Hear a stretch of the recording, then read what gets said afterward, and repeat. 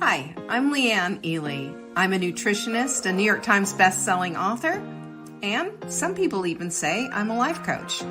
I started the Daily Dish Show to share my story, my truth, and my journey to vibrancy, and to inspire others to do the same. Because it's all about grit, perseverance, and finding a way despite the odds. It's about embracing the whole woman, not just the parts that are easy to love, and feeding her heart, mind, body, and soul. But I found that this isn't just my story, it's your story too. It's go time. This is the Daily Dish. And it's Tuesday. Yay! I'm so glad you're here. Thanks so much for showing up. Catherine, Jennifer, Tanya, lovely to have you here. And there's our girl, Jocelyn. It's a beautiful day in the neighborhood. Beautiful. Gosh, who can complain? Lizzie, hello. Right here in Brevard, North Carolina, in the mountains on a lake. Life couldn't get any better. I'll tell you, I'm loving it here.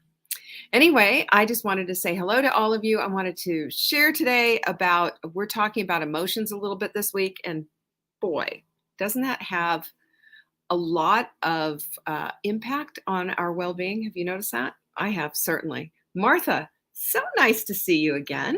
I'm glad you're here. And Jeanette's in the house as well.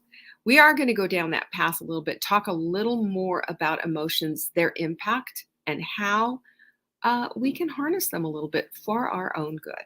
Yeah, do you like my tan? You know what? This is with sunscreen, y'all. I wear sunscreen, I promise you. Anyway, so that's exciting news. Sue is in the house. Hello, Sue LFR, whoever you are. That's awesome. Glad you're here. Alice, you too. Have you seen our skincare special of the week? Let's just start there because it's a balanced cleanser. This is probably one of the most incredible cleansers I've ever used, and I'm a skincare junkie. I've shared that with you. I'm a skincare junkie.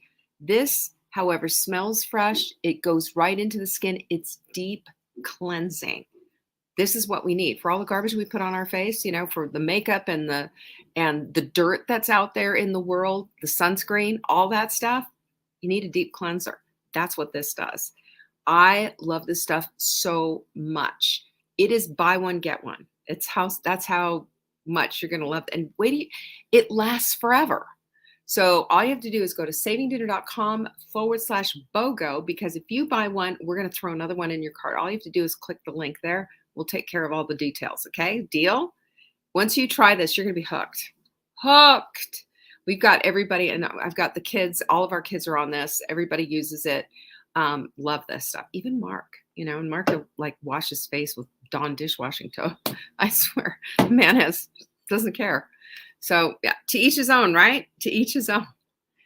So, okay, it's Sue. Hi there, Denise. Good to have you here. Sue, she's just trying to trick me. I'm just convinced. She's trying to trick me. We have Full Bloom coming up. Are you registered yet? I want you to really consider this. Go check out the page and see where you land with all of it. Because oftentimes the very thing that we think, I need a little whatever, I need a little uplift, I need a little something, then this is where you need to go and take a look at this particular page. We're going to be talking about being more than enough. Not just that you're enough, you are more than enough. And beyond being more than enough, we can live a life of abundance. And I'm talking abundance in every conceivable way, because this is our God-given right. It is a divine privilege to be here, and we're chosen here to be here on purpose and for purpose.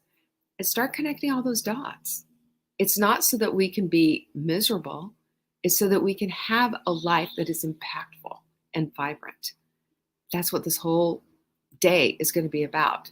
So if you're feeling the need for this, remember, you always get to keep the recording forever and ever. We have an incredible digital swag bag. It's all it's all going to be recorded for you. It's virtual, obviously, and it's on July 22nd. It's a couple of Saturdays from now.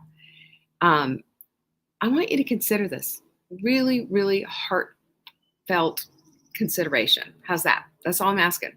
savingdinner.com/bloom. Check it out. All right. Also, who is loving their Crave water? Our Amber loves it. I'll tell you what she said. You know what? I love this. It tastes so good. It tastes like lemonade and it doesn't have that yucky aftertaste. You know how some stuff, even with stevia, will have that yucky aftertaste and you're going, I hate that. This is delicious. It's refreshing and delicious. It's easy to drink, super easy to drink, not too sweet. You got to go get it. I'm telling you, you will not like it if you miss out on this. Our next batch is coming today. It's going to be sitting on my doorstep today. So go to savingdinner.com/crave water to get it. Isn't it so cute? Amber did that. She just knows how to design stuff. You see the little lemons on it? Who doesn't like lemonade? If you don't like lemonade, there's something wrong. I have an afternoon glass. I just made mine. Actually, I forgot to bring it and hold it up. But yeah, I made mine. Mine's sitting, I have 40 ounces of water. I mix it up with hot milk mix and Crave water. Good stuff. Sandy's in the house. I love it when you got your pinkies up, by the way. You know what pinkies up are? You're in agreement. You're with your sisters. This is what we do. This is spreading the love. I'm telling you. Ooh, put it in your iced tea. Well, I've got a thing of sun tea that I'm making right now. That's a really good idea, Sue. I wonder what that'll taste like. I bet it'd be delicious. Yeah, kind of like an Arnold Palmer, right? Isn't that what an Arnold Palmer is iced tea and lemonade? Why not? I'm thinking about that one. What a good idea. All right, quote of the week is all about gratitude. Have you read our quote of the week? It is on fire. And it is, I'm going to have to look it up because I don't have it in front of me. There are two kinds of gratitude. The sudden kind we feel for what we take, and the larger kind we feel for what we give. Isn't that beautiful? That's one of the most beautiful quotes because gratitude truly is a give and take. It is. We give it and we get it. And when we live from that place, things really start to change. And we're going to be talking a little bit about that. It's part of an ingredient of a recipe for controlling, understanding, harnessing, and being able to have emotions that serve and don't drag us down. So I think this is going to be a good show today. I think you're going to like it. Now, remember, if you do not get our notes, we have show notes every single day. They come out the next day in your newsletter. If you don't get our newsletter, all you have to do is go to savingdinner.com and there it is, the little pop-up, boop. Put your name, everything in there, and you will get our newsletter. I'm telling you, it's a well worth it type of an experience. We know people love our newsletter because more than almost 50% of you open our newsletters every single day. What does that tell you? That tells you there's good content aboard. We also have recipes. We have all kinds of stuff. Our content is valuable. You'll get something from us most days, I think, if not every day. And we'll always give you updates on what's going on, special deals, etc. Take advantage of that. Take advantage of that. I think I did everything. Did I do everything? Tell me I did, Amber. Oh, I didn't tell you. We have all orders over $300 receive free shipping as long as you're here in the lower 48. That's how that works. And the other thing is, are you ready to get your swag on? I am telling you. This is what I want you to know. We have some incredible full bloom swag. All created. Guess who creates that? Our Amber. Of course she does. And it's lovely. It's beautiful. It's all the stuff. It's stuff in our Etsy shop. Excuse me. It's stuff in our Etsy shop. Our Etsy shop is brand new. There is stuff in our Etsy shop that you're not going to see anywhere else. It's really easy to go there. Go to savingdinner.com/Etsy. It's our full bloom store. You can get Full Bloom sweatshirts, t-shirts, mugs. You can get everything. And our Amber designed it all. It's cute as cute can be. So I want you to get that because we are we're super proud of that little store. Go peek at our Etsy store. There it is. It's real easy to get to. And I'm just letting you know, I'm probably going to have something on from our Etsy store. Yes, I am for our Full Bloom event. So you might want to do the same. You might all want to be dressed alike. How cute would that be? All right, let's get down to it. Yesterday we talked a little bit about emotions and how emotions can run away from us and how we can control them. We also talked a little bit about the difference between feelings and emotions. I want to get a little more granular on that today because I think it's really important. And when we understand things a little better, oftentimes that means that we can take control of that thing a little bit better. Don't you agree? So when we ask ourselves, what's the difference between feelings and emotions? There's a good way to describe it, and that's that feelings are the results of emotions. And emotions are simply chemical reactions that are happening inside of your body. Did you know that? And those emotions, those chemical reactions, those sensations that we feel, those end up getting translated into thoughts, which become our feelings. That's how this whole thing works. So emotions and feelings are not exactly the same thing, though they are absolutely 100% related. Emotions come first, and then what follows are feelings. And our understanding of emotions, of course, has greatly evolved the more we understand neuroscience and psychology. And neuroscience and psychology are really important because we're talking about brain function and the psychology of what makes us tick. And when we can mix together our physiology and our psychology together and see the full picture, then we can grasp a little bit more of how this can work for us and also avoid the pitfalls of how it'll work against us. That's the critical part. So we know that emotions are not just subjective experiences. That's what we used to think a long time ago, but that's not true. There's a physiological base, and it can severely and significantly impact our bodies. Have you felt that emotional pit in your stomach? You felt that before. Of course, when something happens and you just are emotionally wrought, you've felt that. I know you have. Hi, Taurus. So when we do this and when we understand that there is specific areas of the brain. We know part of the prefrontal cortex, definitely your amygdala, and there's some other parts too, which interact with each other, regulate, and interpret our emotional responses. So the connection between our body and brain is profound. And we need to understand that it isn't happening separately, it's happening at the same time. Our brains are telling our bodies what to do, and our bodies are telling our brains what to do. It is a cycle. It just kind of circles up. So when we experience our emotions, what is our brain going to do? It's going to send signals to our body, and then that's going to trigger a physiological response. Like when you get some really shocking bad news, you feel like somebody's punched you in the gut. You can almost not get your breath. It's almost, go into an anxiety attack. That's happened to me before. Of course it has. So when we're stressed or scared, what does our body do? It says, here you go. And there's an overload of cortisol going on. That's your stress hormone. You know it as fight or flight. And that is something that we've all experienced at one time or the other. One of the things we don't want to do is live in that constant state of fight or flight. That puts us in amazing adrenal burnout, and it's just not helpful at all. It doesn't give us what we need. So these physical sensations like pain or discomfort can trigger an emotional response in the brain as well. And this is the interplay that I'm talking about. This is that loop that goes back and forth. And there's this word, I've got to read it.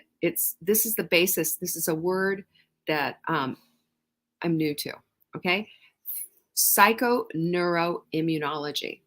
You know what that is? It's the psychological processes, the nervous system, and your immune system, and how they interact. And I am so delighted to hear this finally. because our bodies are always listening to what we're telling it. That's why I don't ever want anybody to say, "Oh, you're killing me." You know? Don't say that. Let's not enter that into the equation. We don't need those kind of words. Or when we say we're overwhelmed, our bodies immediately start to look for evidence to support overwhelmingness.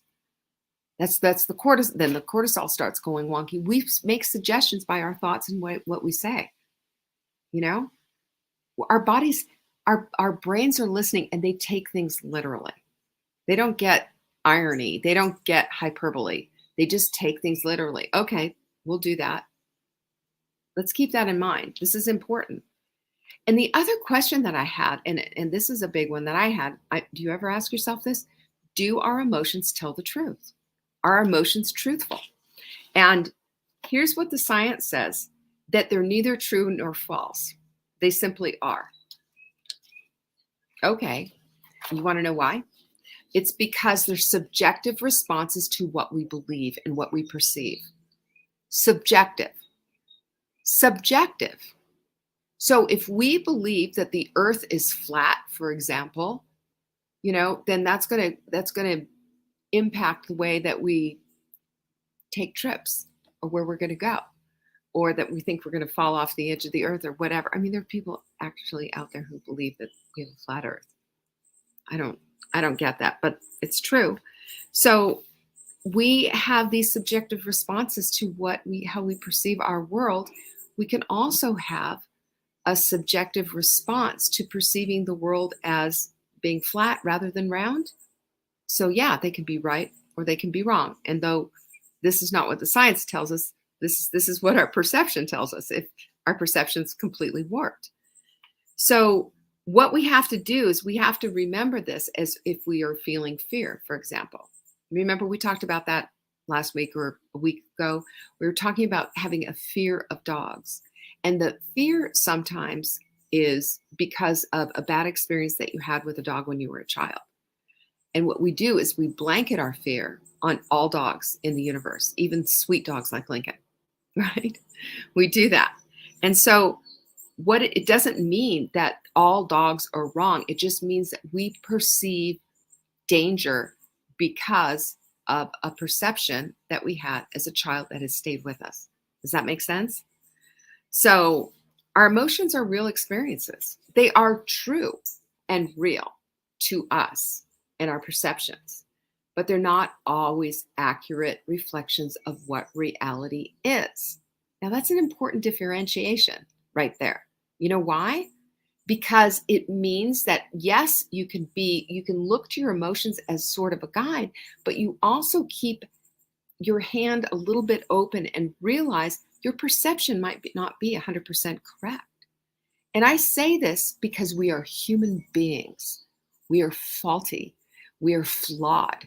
Nobody's going to get it right 100% of the time, as much as they'd like to think so, as much as they maybe live that kind of a life. But the point is that we have to look at this. We have to look at this, and we have to grasp it, and keep this distinction in mind. Otherwise, we lose our grasp on emotional intelligence, because that is also a part of the equation. So emotional intelligence involves recognizing and understanding our emotions, as well as the ability to differentiate between what our emotions are telling us and what reality truly is. See, that's where this all enters into the equation. It's a little more complex. And there are a lot of people out there, and I bet you could tell me some people that you know that seem to have a deficit of emotional intelligence.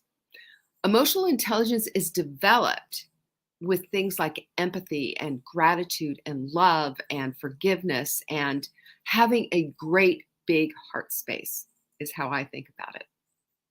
We don't get a heart space like that naturally. I mean, we're going to naturally become bitter. We're going to naturally, if we are always working at the lowest common denominator of things, if we're unwilling to see the good in others, if we're unwilling and pushing back on everything, and our world is small, tiny, and narrow, so are we going to be.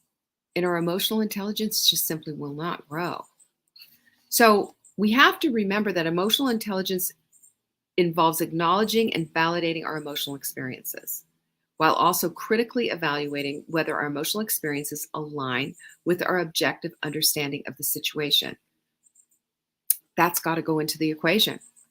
So, this is the cool part. Science has advanced and shed light on the complex interplay between our brains, our bodies, our emotions, and our emotional intelligence, and how it all plays a critical role in the way that we operate, in the way that we see the world, and helping us to interpret our emotional experiences.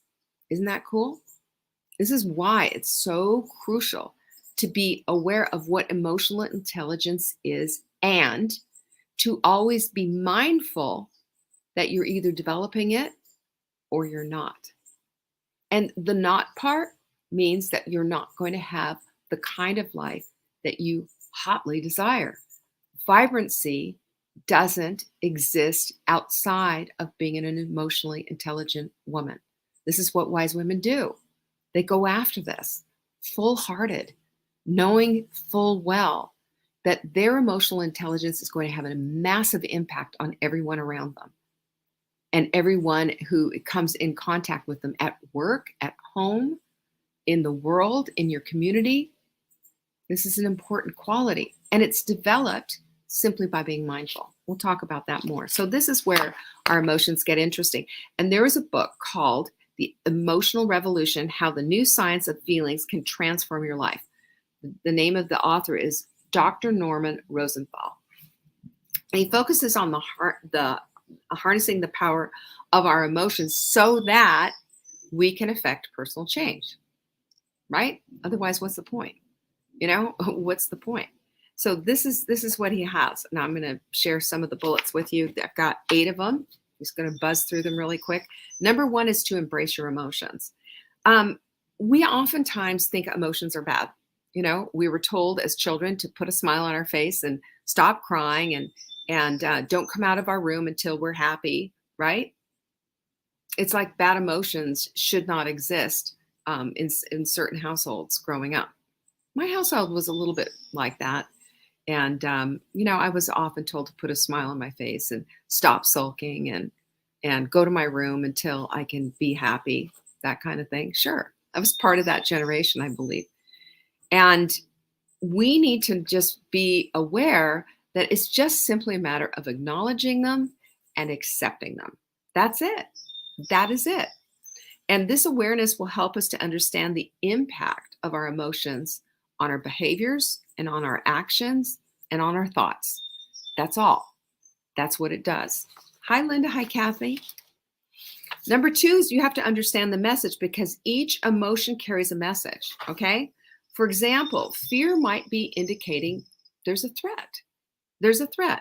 Sadness might be a sign of loss. So when we identify the message, we can better understand and manage that emotion, right? This is all going to be in tomorrow's newsletter. So I'm just letting you know that all these Lincolns right there. Do you see him? He's laying out here with me. Number 3 is you can transform negative emotions, because, again, negative emotions aren't inherently bad. They are any kind of emotion run amok is. If your emotion is leading the way and you are not, that's going to be the problem. But we can also understand that you can transform these emotions into positive actions. In other words, your sadness and your anger and your whatever doesn't mean you have to go out there, kick the dog, and put a dent in the car or punch a hole in a wall. It means that you can now say, okay, what am I going to do with this energy? Maybe I'm going to clean the house like a mad woman. Maybe I'm going to go take a run around the block or go work out or do something. But we can harness that emotion and put it toward good if we choose to. It's simply by being aware.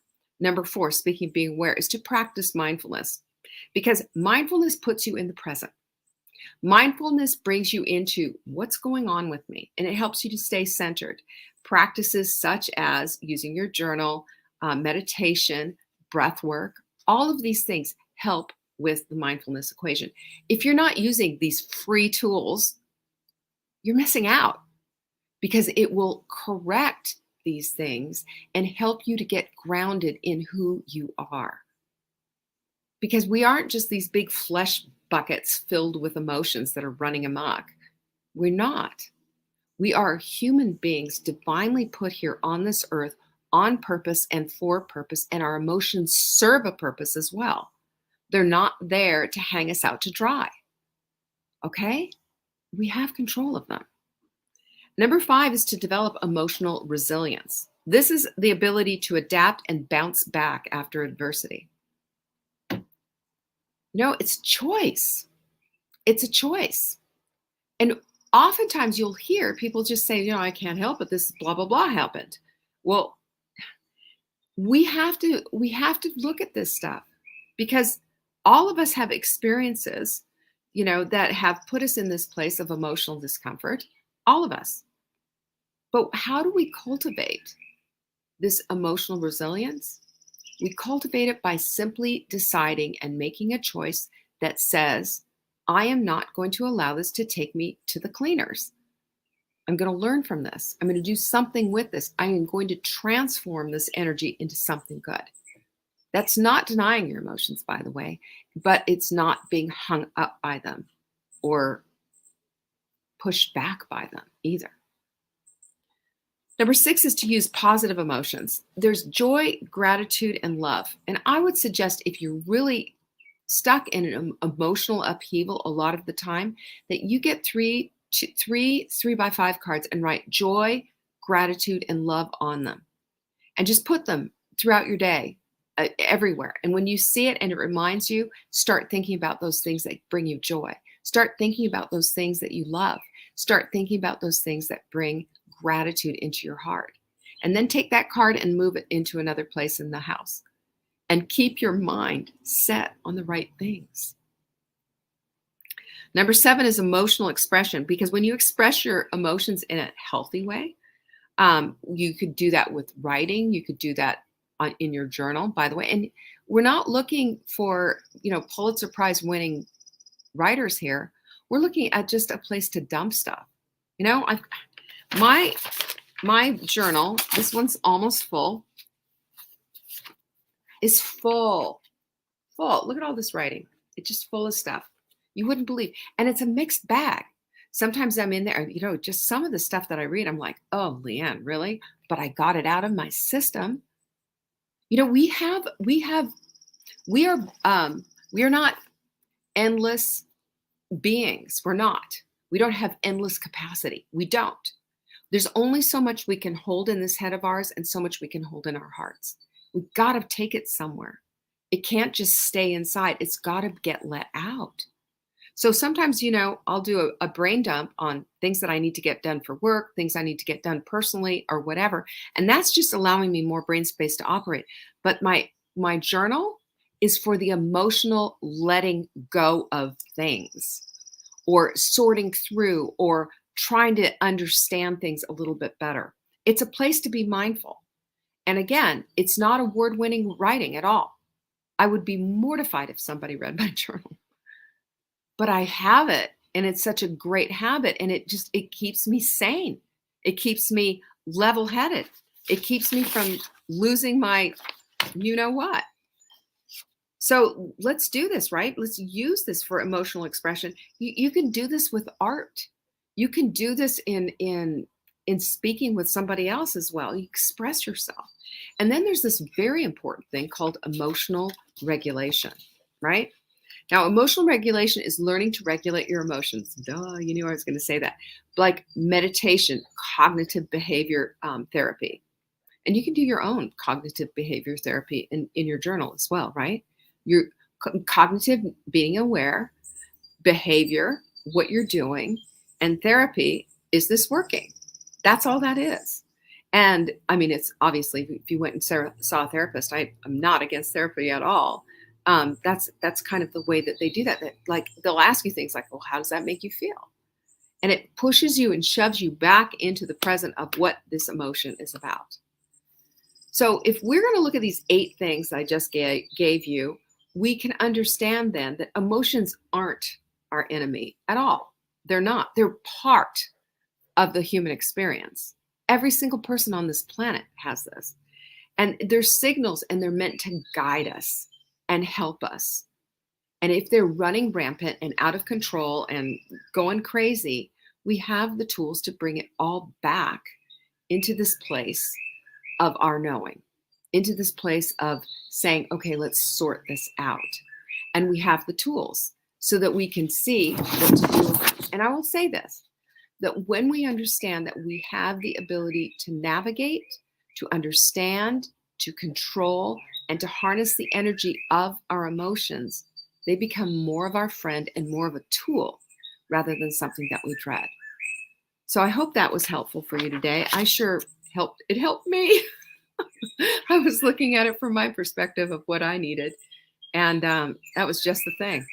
So I don't know about you, but I'm going to get this book by Dr. Rosenthal and take a look-see at it. That sounds super interesting. And I hope you found today's show helpful. Tomorrow is Wise Women's Wednesday.